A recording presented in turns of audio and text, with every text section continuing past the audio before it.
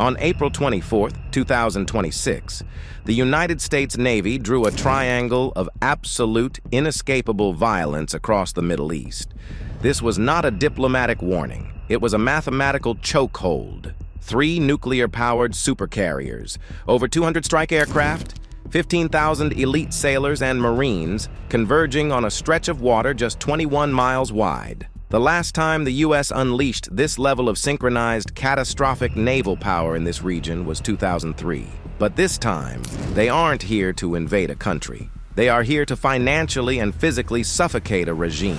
For 57 days, Operation Epic Fury has been tearing the Iranian military apart. But what remains in the dark coastal caves of the Persian Gulf is a desperate, unpredictable threat. A threat that forced the Pentagon to activate a classified tri-carrier geometric kill web, a naval formation so advanced it literally breaks the physics of asymmetric warfare. Before we uncover exactly how this deadly trap was set, if you respect the raw, unapologetic power of the U.S. military and its service members, tap that like button and subscribe right now. It secures our radar for more elite tactical breakdowns. Now, let's dive into the black depths of the Arabian Sea. To understand the sheer kinetic terror of what the U.S. Navy just deployed, you have to understand the environment. The Strait of Hormuz is not just a body of water, it is a geographical prison. 21 miles of freezing, unforgiving cross-currents. For 4 decades, the Iranian Revolutionary Guard Corps Navy, the IRGCN, has built a doctrine around this exact maritime bottleneck. Their ultimate weapon isn't a flagship, it's the swarm. Hundreds of Thondor and Paycap-class fast attack craft. These are 60-knot radar-evading mechanical parasites. They do not negotiate. They do not care about international law. They just wait in the freezing dark of underground coastal cave networks, armed with heavy machine guns and anti-ship rockets, waiting to bleed global trade dry. But the fast attack swarm requires a very specific ecosystem to survive. It needs coastal radar to see the enemy. It needs shore-based missile batteries for cover. It needs a centralized command and control network to coordinate the strike. Over the last 2 months, the U.S. military systematically vaporized that entire ecosystem. Thousands of command nodes, gone. Coastal radar networks, blinded. The conventional Iranian blue water surface fleet, hunted down and rendered mathematically combat ineffective. The swarm is now deaf, blind, and isolated. But a blind predator in a tight cage is still lethal. Reduced to hiding in the shadows, these speedboats have resorted to seizing unprotected merchant vessels with small arms fire. It is desperate.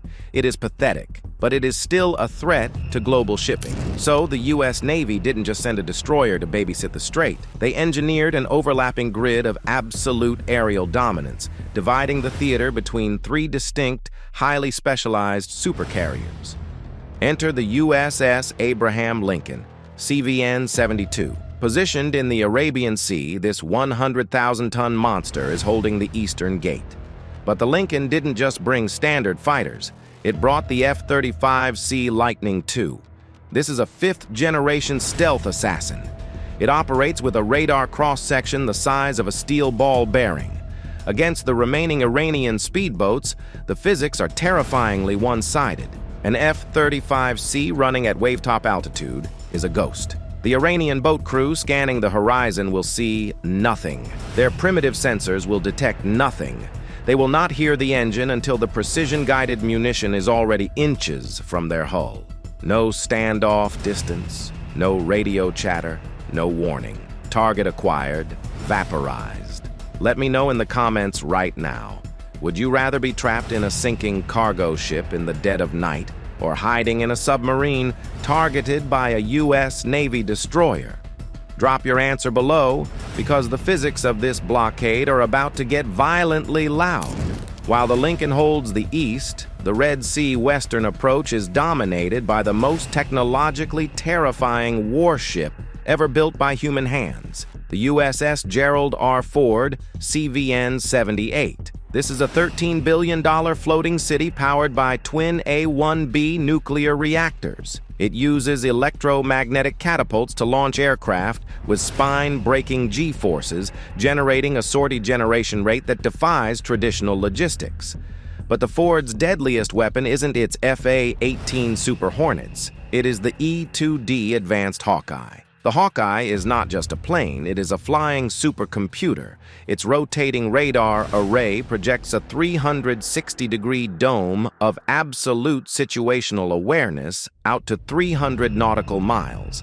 It sees the invisible. It detects the speedboats hiding in the radar clutter of the waves. It feeds real-time, zero-latency targeting telemetry to every American jet, surface ship, and submarine simultaneously. The Ford has transformed the entire Red Sea into a digitized kill box. There is no blind spot. There is nowhere to hide. And then the trap snapped shut. At 11:23 local time, northwest of the Bab al-Mandab Strait, the USS George H.W. Bush, CVN-77, arrived. But the Bush didn't take the easy route through the Suez Canal. The U.S. Navy operates on relentless strategic calculus. The Bush took the long, agonizing transit around the Cape of Good Hope. Why? Because physics and fatigue dictate warfare. Taking the long route kept the carrier out of the congested, contested corridors until the exact moment it was needed. When the Bush arrived on April 24th, she arrived at 100% operational capacity. Magazines full, crew completely rested, aviation fuel topped off. A fresh, heavily armed apex predator stepping into the arena. The Bush brought the final piece of the puzzle. F/A-18 F2-seat Super Hornets. In a target-dense environment where differentiating between a civilian fishing boat and an IRGCN fast attack craft is a matter of legal and lethal milliseconds, human processing power is the bottleneck. The two-seat variant solves this. A pilot flies the jet, a weapons systems officer in the back seat operates the targeting pods. Identify, lock, execute, split-second maritime interdiction. Together, these three carriers form an inescapable geographic triangle. Every approach to Hormuz, every exit route for Iranian crude oil, every shadow fleet tanker trying to sneak through the enforcement zone, blocked, and it is bleeding Tehran dry. This isn't just about sinking boats, it is about cold, hard financial strangulation. Because of this tri-carrier blockade, administration officials confirmed Iran is losing $500 million in oil export revenue every single day. $1 million a day. That is the lifeblood of the IRGC. That is the cash flow that funds the Houthi supply chain, Hezbollah's rockets, and the proxy militias across Iraq. When a regime loses 90% of its revenue, the internal political architecture begins to collapse. The hardliners who demand war are suddenly facing a daily accounting nightmare. The money is gone. This is exactly why senior Iranian officials were forced onto planes heading to Islamabad for emergency negotiations. They aren't going to the negotiating table because they want peace. They are going because they have run out of mathematical alternatives. History proves one undeniable fact. Diplomatic agreements are only permanent when one side's military position is absolute and the other side's options are reduced to zero. You cannot negotiate with a 60-knot speedboat holding a rifle.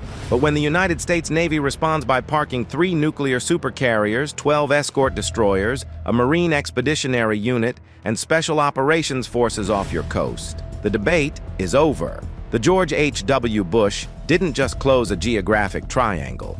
It closed the coffin on Iran's asymmetric naval doctrine. The negotiations in Islamabad will determine if this ends with a signature on a piece of paper or if those 3 carriers transition from a diplomatic warning to a synchronized instrument of catastrophic mechanical violence. The trap is set, the ocean is locked, and the U.S. Navy is simply waiting for an excuse. If you want to see exactly how U.S. Special Forces execute a flawless, brutal night raid on a hijacked oil tanker using these exact same carrier assets, click the video on your screen right now.